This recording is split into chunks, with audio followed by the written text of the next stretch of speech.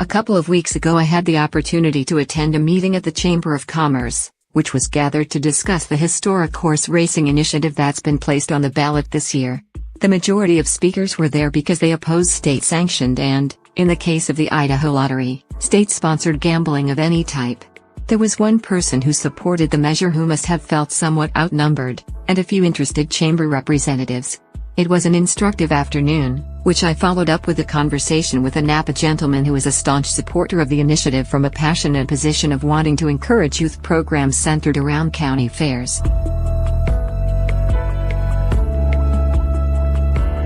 While I completely understand and, to an extent, agree with the arguments around the problems of gambling as an industry, I do not want to belabor them.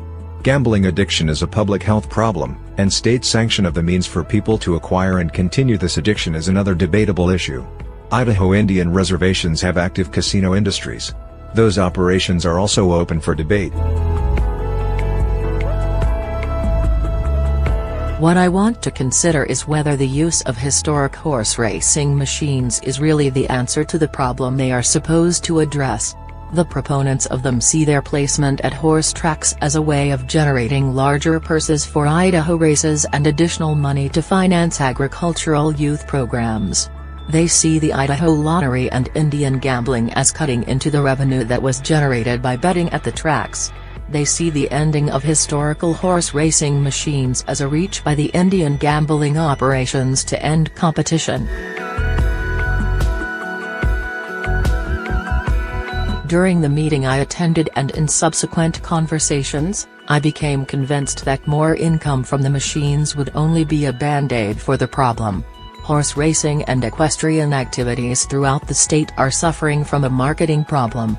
Who but the avid fan in the Magic Valley really knows when there is racing in Boise or eastern Idaho? I was told there are 400 days of rodeo in Idaho. Outside of participants and their families, how well known are these events? Draft horses and dressage. Where? When? My experience with equine husbandry ended when the pony I had purchased for my children face-planted my daughter onto the cactus in our backyard in Apple Valley, California.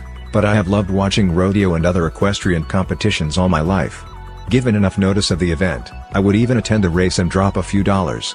My point is, the industry has not made enough of an effort to make events well known and accessible. If more people actually attend events, revenue should increase comfortably.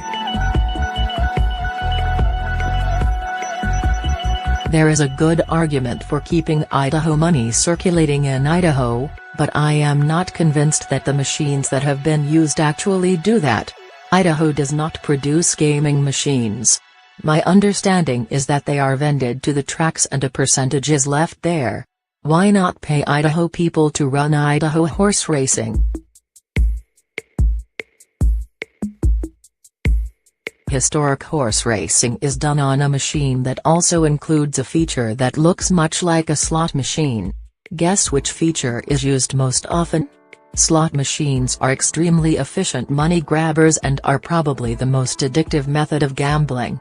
I would think there might be some challenge in betting on races that have already been run, especially in a betting parlor with widescreen projection and lots of yelling. I might enjoy it. Again, Idaho people employed in an Idaho betting operation.